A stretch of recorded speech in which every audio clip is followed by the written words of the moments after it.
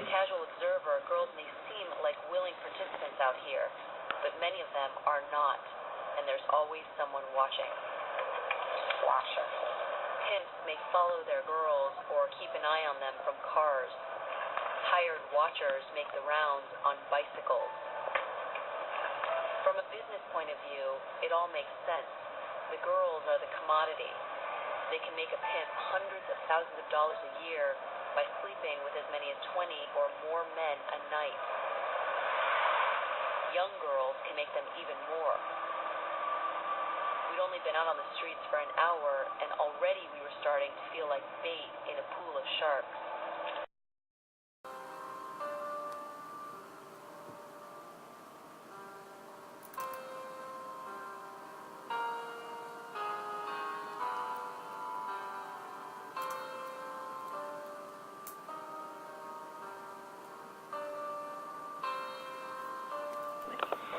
It's 5:30 in the morning, and I'm cruising the streets of Washington, D.C., looking for something almost invisible.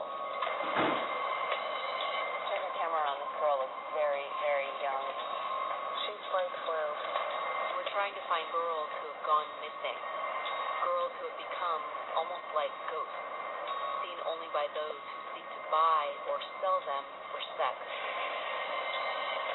There, that's it. What's the tag number? He's driving like fast. You turn. Go. You're going to get it right now when you pass me. Right now. Just like that, she's gone. Back to the shadow world she lives in. A world in which girls as young as 10 years old, sometimes younger, are lured into the streets and kept there by force.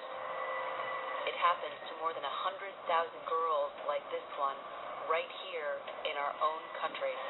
Well, how many young ones do they have? About that four. Four? Black and white, two black, two white. And they're all, how old are they? They're between 14 and 17.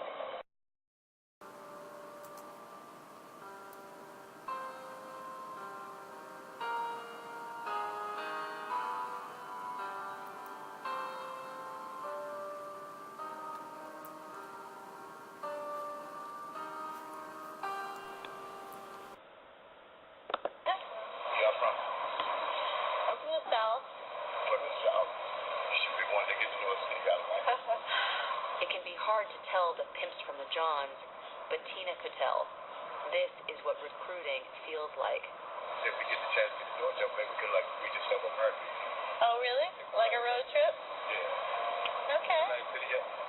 No, never been. No? Well, it's your problem. I love you. She's a beautiful girl. Thank you. Though the cops were out in full force, the Johns and the pimps, like this one, didn't seem to care. I know what I know, and I would love to know you. Okay.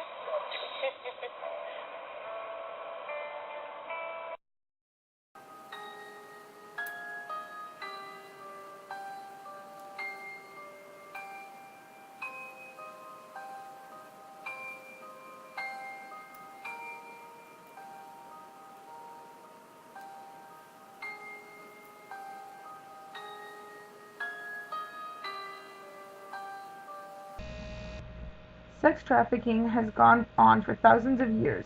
It was not until the early 1900s, however, that it became a political issue. In 1902, 12 countries around the world adopted the International Agreement for the Suppression of White Slave Trafficking, which was purposed to prevent the procuration of women and girls for immoral purposes abroad.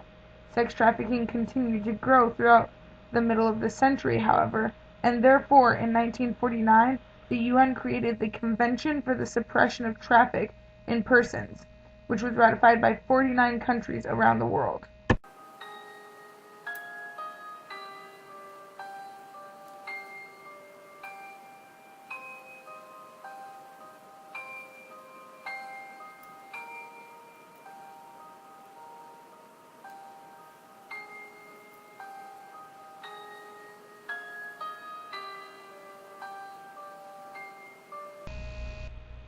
Victims face numerous physical and psychological health risks.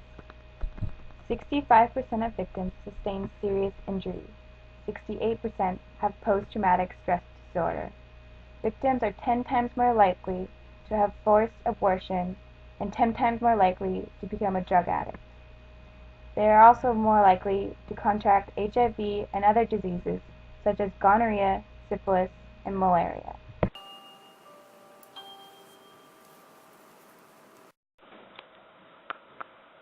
Okay.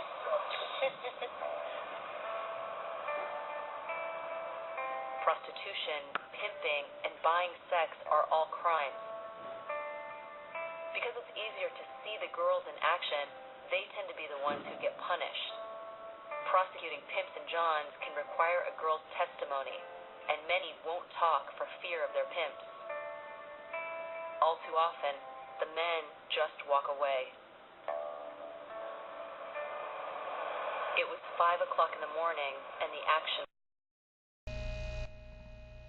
We believe that the best solution to curb the ongoing problem of sex trafficking is through legislation which focuses more on punishing the adults, as in the pimps and johns, rather than compromising for taking the girls off the street. By doing this, we hope to create a more equal protection under the law. However, the victims will have to play a part in the process by testifying against their abusers, or else the law cannot be sustained.